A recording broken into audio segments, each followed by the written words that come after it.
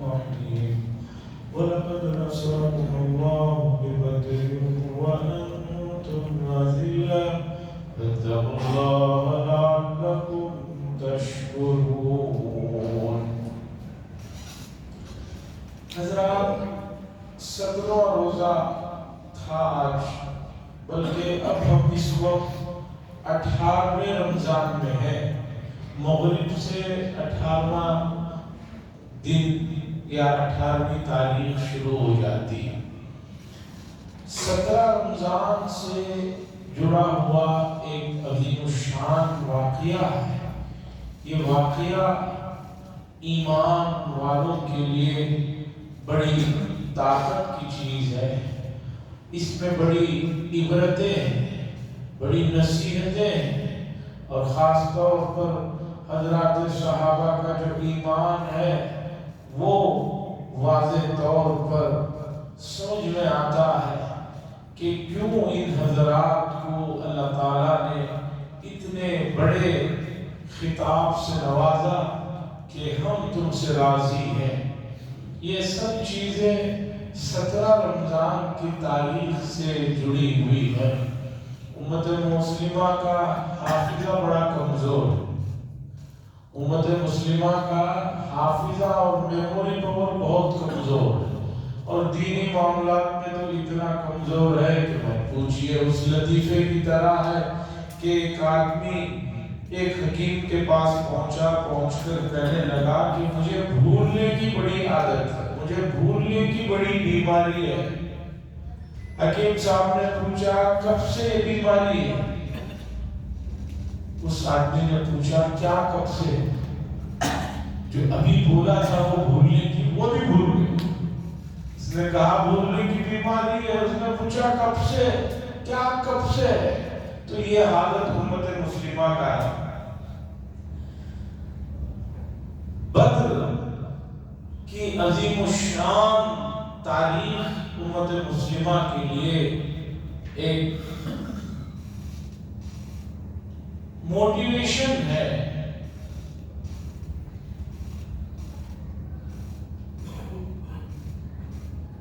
رمضان کا مہینہ اور بدر کا معرکہ پیش آتا ہے. قرآن مجید میں بدر کے بارے میں اور اس غزوے کے بارے میں 4 پارے میں ذکر ہے، 9ویں پارے میں ذکر ہے. بڑا عظیم الشان معرکہ ہے. اسے یوم الفرقان کہا گیا. فرقان کہتے ہیں حق اور باطل کے درمیان میں فیصلہ کرنے والی چیز. اس غزوے نے حق اور باطل کے درمیان میں واضح فیصلہ کر دیا. اور اتفاق دیکھیے کہ رمضان میں قرآن مجید نازل ہوا. قرآن کو بھی فرقان کہا گیا اس لیے کہ یہ حق اور باطل کو واضح کرنے والی کتاب ہے. ماہ مبارک میں اس کا بھی نزول ہے.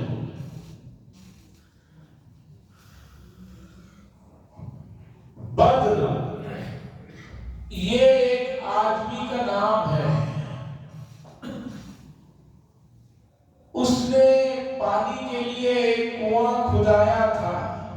جس جگہ کو کنواں کھدوایا گیا تھا اس کنویں کو اور اس کے اطراف کے علاقے کو بعد میں بدر کے نام سے یاد کیا جانا شروع ہوا. رسول اللہ صلی اللہ علیہ وسلم 13 سال مکے میں رہتے ہیں اور بہت سمجھاتے ہیں، بہت کوششیں کرتے ہیں کسی طرح لوگ ایمان میں آئیں اور اللہ کے پیغام کو سمجھیں. پورا خاندان ہے اور خود رسول اللہ صلی اللہ علیہ وسلم کا خاندان انتہائی معزز محترم کعبۃ اللہ کے متولی حضرات ہیں. لیکن قوم نے اتنا مجبور کیا، اتنا ستایا، اتنا بے بس کر دیا کہ رسول اللہ صلی اللہ علیہ وسلم کو اللہ نے مکہ المکرمہ سے ہجرت کرنے کا حکم دیا اور آپ ہجرت کر کے مدینہ منورہ پہنچ جاتے. اس کے بعد جو صحابہ مکہ چھوڑ کر مدینہ پہنچے ہیں اپنی جائیدادیں دے کر چھپا کر پہنچے ہیں مدینے، مکے سے مدینے کو تک جانے نہیں دے رہے۔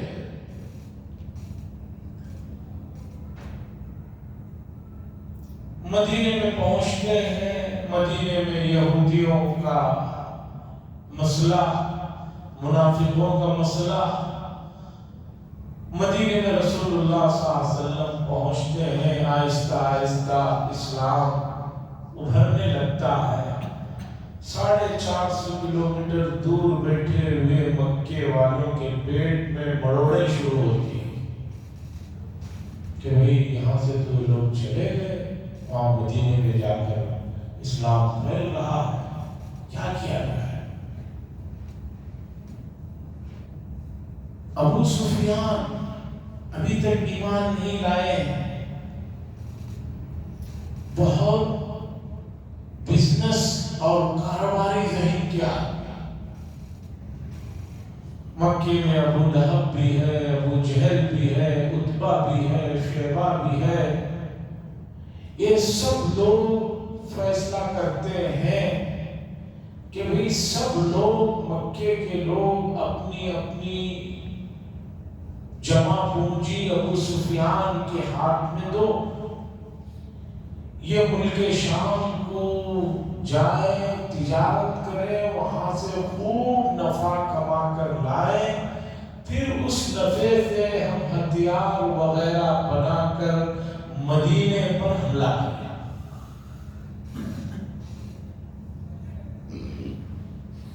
کچھ مسلمان مکے میں بھی رہتے تھے، کمزور، نکل نہیں سکے تھے، ان کو اس کی اطلاع ہوتی ہے، ابو سفیان قافلہ لے کر ملک شام جاتے ہیں، وہاں جا کر خوب پیسہ کما کر یہاں سے کچھ چیزیں لے کر جاتے ہیں، وہاں سے لاتے ہیں۔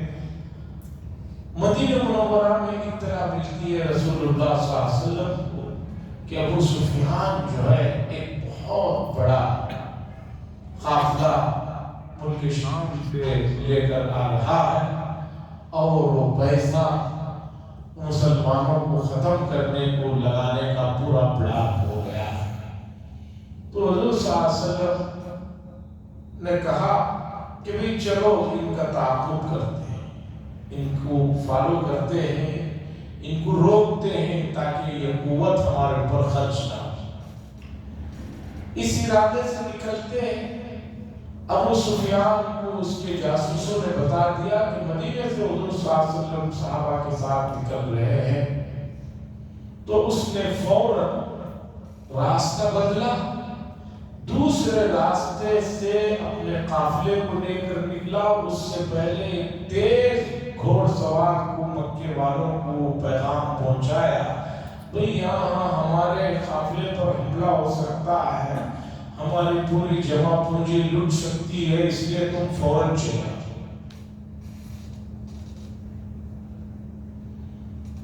مکے والے فوراً اٹھتے ہیں کہ بھئی اب چلنا ہے۔ بہت سے لوگوں نے اس وقت جانے سے منع بھی کیا، لیکن ابو جہل جو تھا اس نے کہا نہیں، ہرگز نہیں ہو سکتا، جانا ہی ہوگا۔ پھر ادھر ابو سفیان نے پیغام پہنچوایا کہ بھئی میں مدینے کی طرف سے جو آ رہا تھا دوسرے روٹ سے آ رہا ہوں، کوئی اب تم لوگوں کو آنے کی ضرورت نہیں، کیونکہ ملک شام سے آتے ہوئے، سیریا سے آتے ہوئے مدینہ منورہ پڑتا ہے۔ تو اس آدمی نے دوسرا روٹ لیا اور پیغام بھجوایا کہ آپ لوگ مت آؤ، ہمارا قافلہ، ہمارا مال سب سے خبر پہنچی، لیکن ابو جہل نے کہا ہرگز اب نہیں ہو سکتا، اب جا کر مدینے والوں کو سبق سکھانا ہے۔ 200 گھوڑے، 700 اونٹ، 1000 کا قافلہ، اور لوگوں کو جوش دلانے کے لیے گانے والی باندیاں، سب پورا قافلہ پورا یہ نکلا۔ ادھر رسول اللہ صلی اللہ علیہ وسلم کو پتہ چلا تو آپ نے صحابہ کو جمع کر کے پوچھا کہ بھئی ایسی بات اطلاع ملی ہے، کیا کیا جائے؟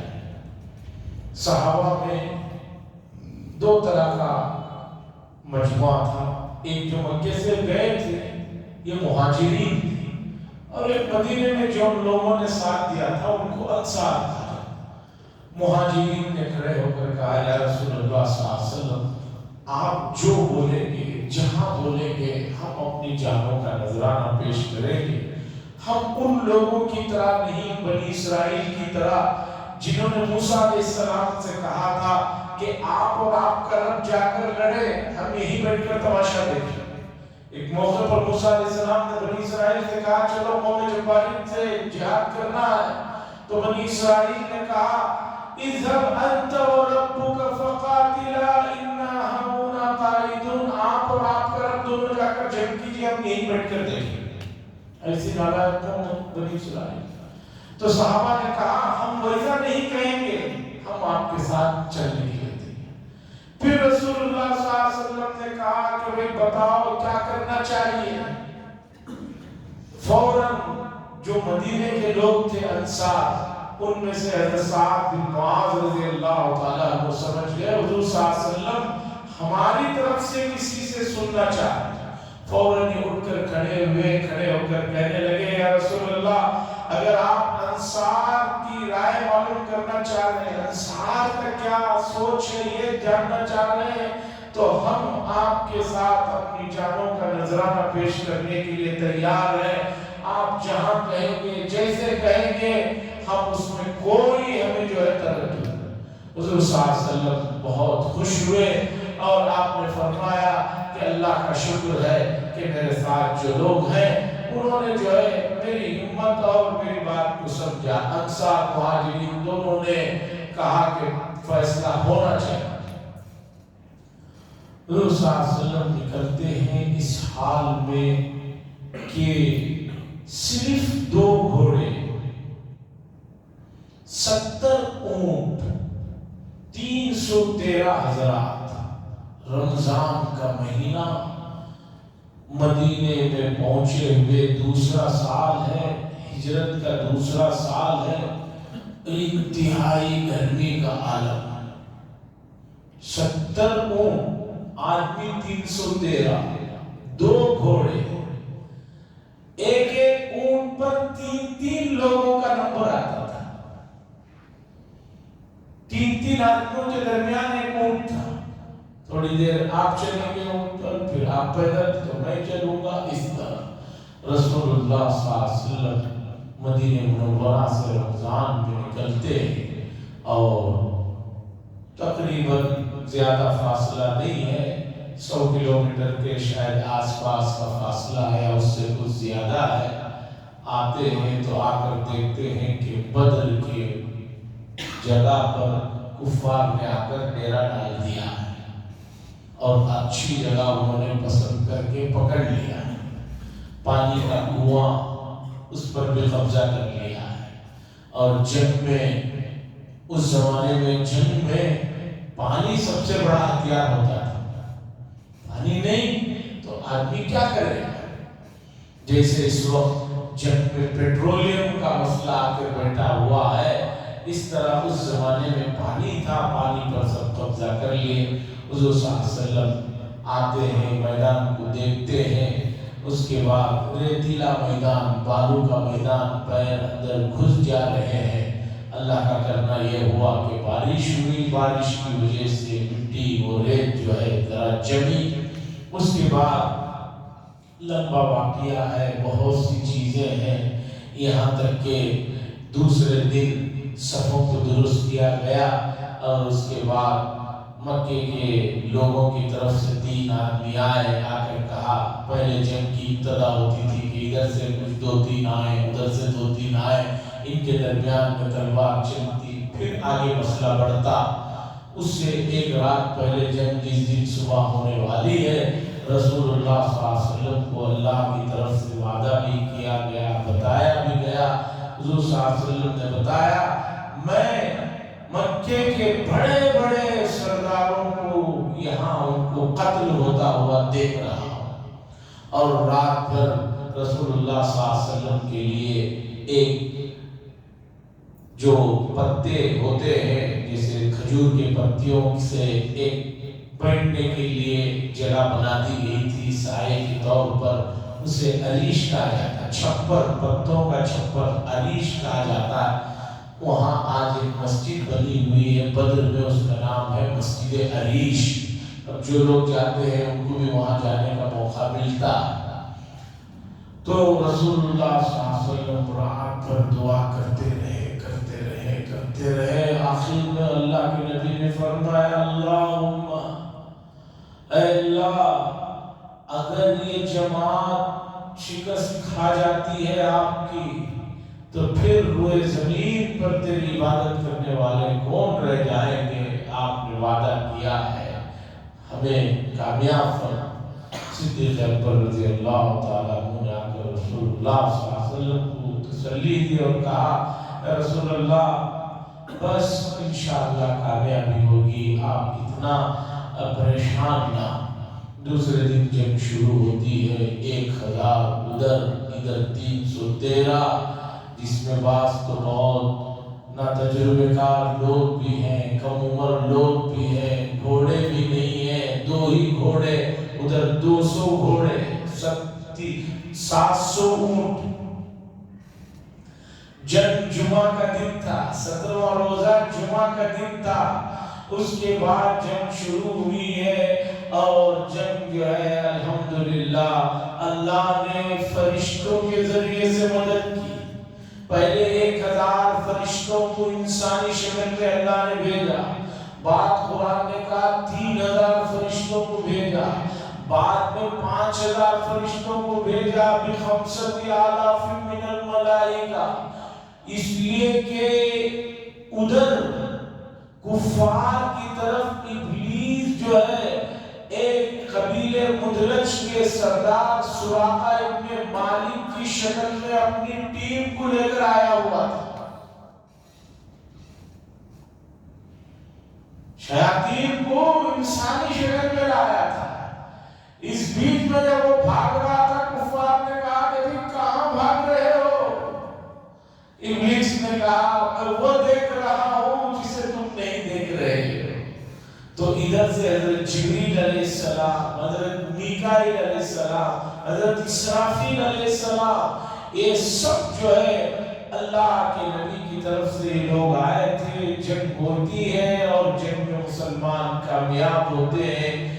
70 بڑے لوگ کفار کے مارے جاتے ہیں، بڑے بڑے 70 مارے جاتے ہیں اور 70 گرفتار ہو جاتے ہیں۔ اور ادھر صحابہ میں سے 14 حضرات شہید ہوتے ہیں۔ کتنے؟ 14 حضرات شہید ہوتے ہیں بدر میں۔ اس قبرستان میں 14 حضرات کو جہاں دفنایا گیا، بازو ایک بہت بڑا بورڈ ہے، ان کے نام بھی لکھے ہوئے۔ غزوہ بدر میں شرکت کرنے والے صحابہ کا بڑا مقام ہے۔ اسماء بدرین یعنی ان 313 کے نام پڑھ کر گزرے ہوئے زمانوں میں لوگ دعائیں کرتے تھے، اللہ ان 313 لوگوں کے ناموں کی برکت سے ہمارے اس مسئلے کو حل فرما دو۔ بہت کٹھن مرحلہ، ایسی گرمی میں، روزے کی حالت میں صحابہ حضور صلی اللہ علیہ وسلم پر ایمان دیکھیے، بغیر ساز و سامان کے، بغیر ہتھیار کے پہنچ کر 1000 کے لشکر جرار کو شکست دیتے ہیں۔ اس شکست سے پورے عرب کے اندر لوگوں کو پتہ چل گیا کہ حق پر کون ہے۔ عزیزان گرامی، بدر سے جڑی ہوئی بہت سی چیزیں ہیں، صفحات کے صفحات حدیث کی کتابوں میں کیا کیا واقعات پیش آئے کہ ایک طرف سے باپ کفر کی حالت میں ہے، ادھر بیٹا ایمان کی حالت میں باپ سے جو لڑ رہا ہے۔ ایسی بہت سی چیزیں آئی۔ صدیق اکبر رضی اللہ تعالیٰ عنہ کے فرزند عبد الرحمن ایمان نہیں لائے تھے اس وقت، وہ کفار کی طرف سے لڑتے ہوئے آئے تھے مکے سے، اور ادھر سے صدیق اکبر مومن لڑ رہے تھے، بعد میں انہوں نے ایمان قبول کیا۔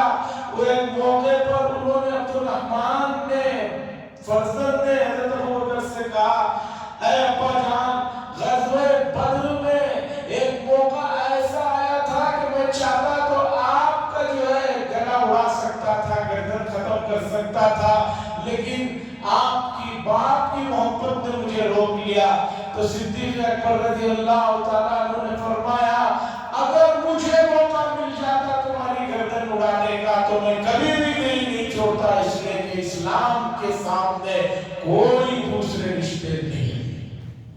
ایسے بہت سی چیزیں ہوئی، یہ سب واقعات لوگ خاص طور پر اس حساب سے دکھاتے ہیں جس میں اسلام کو خونخوار بتایا جائے، اسلام کو ظالم بتایا جائے۔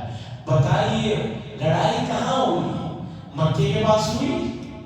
نہیں، مدینے کے قریب ہوئی ہے۔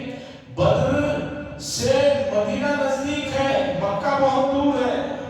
اگر صحابہ اور حضور آتے لڑنے کے لیے تو مکے کے قریب ہوتی جب تو مدینے کے قریب ہو رہی ہے۔ اور کیوں ہو رہی ہے؟ سب کچھ تو چھوڑ کر چلے گئے، پھر بھی آ رہے ہیں۔ اس کے بعد یہاں اور بھی کافی واقعات ہوئے، کافی گفتگو ہوئی، اور پھر ان لوگوں کو جن کو گرفتار کیا گیا ان کے ساتھ مدینے میں لے جا کر جو معاملات ہوئے اس کی سب تفصیلات ہیں، انشاءاللہ اگلی مجلس میں رکھوں گا۔ گزارش یہ ہے کہ صحیح اسلامی جو چیزیں ہیں گھروں میں اسے پڑھنے، سننے، سنانے کا ماحول بنا ہے۔ سیرت پر جو سب سے معتبر کتابیں ہیں، چاہے شبلی نعمانی صاحب کی سیرت النبی ہو یا حضرت مولانا ادریس صاحب کاندلوی کی سیرت المصطفیٰ ہو یا حضرت علی میاں صاحب کی رحمت عالم ہو، اس طرح کی کتابیں پڑھی جائے، گھروں میں سنائی جائے، بچوں کے اندر صحیح معلومات اور صحابہ کے جذبے اور رسول اللہ صلی اللہ علیہ وسلم سے محبت اور ایمانی غیرت، ایمانی جستجو، ایمانی طاقت، یہ سب چیزیں آئیں، تاکہ اگر ہم نے ان کو صحیح معلومات نہیں دی تو دوسرا کوئی آدمی ان کے ذہن میں اپنی پسند کی چیزوں کو بٹھا دیتا ہے۔ میرے استاد محترم مصری وہ ہمیشہ کہتے تھے اپنے گھروں میں اپنی بچیوں کو خاص طور پر ان کی بہت تعریف کرو، ان سے کہو کہ تم تو میرا جان کا ٹکڑا ہو، تم تو ایسے ہو ایسے ہو۔ پھر اس کے بعد وہ بتاتے تھے کہ ماہرین نے لکھا کہ اگر ماں باپ بچوں کی تعریف کرتے ہیں تو پھر کوئی ان کو دوسرا نہیں ورگلا سکتا۔ اگر ماں باپ بچیوں کو نظر انداز کرتے ہیں، نیچی نظر سے دیکھتے ہیں، تو دوسرے نامعقول اور ناہنجار لوگ ان کی تعریف جب کرتے ہیں، تعریف سے سب خوش ہوتے ہیں، تو پھر وہ بچیاں جو ہے ہاتھ سے اور ایمان سے نکل جاتے ہیں۔ اس لیے اپنے بچوں کی حوصلہ افزائی کرو، ان کی ہمت افزائی کرو، ان کی تعریف کرو، تاکہ دوسرا کوئی جو ہے اس پر یہ نہ کرے۔ تو اسی طرح ہم حضرات صحابہ اور رسول اللہ صلی اللہ علیہ وسلم کی تعریف کا صحیح خاکہ اپنے بچوں کے دل و دماغ میں بٹھائیں گے تو غیر کوئی آ کر ہمارے دماغوں کو، ہمارے بچوں کو اسلام کے بارے میں منظر نہیں کر سکتا۔ اللہ سے دعا فرمائے اللہ تبارک و تعالی ان بدرین کے ناموں کے ذریعے سے ہم اس کے دربار میں درخواست کرتے ہیں کہ اللہ باقی جو رمضان رہ گیا ہے زیادہ سے زیادہ تیرے مرضی والے اعمال کرنے کی توفیق نصیب فرما۔ وآخر دعوانا الحمدللہ رب العالمین۔ لك الحمد والشكر يا الله، اللهم صل على سيدنا شفيعنا نبينا حبيبنا مولانا محمد وآله وسلم۔ ربنا آتنا في الدنيا حسنة وفي الآخرة حسنة وقنا عذاب النار۔ صلى الله تعالى وسلم على خير خلقه محمد وعلى آله وصحبه أجمعين والحمد لله۔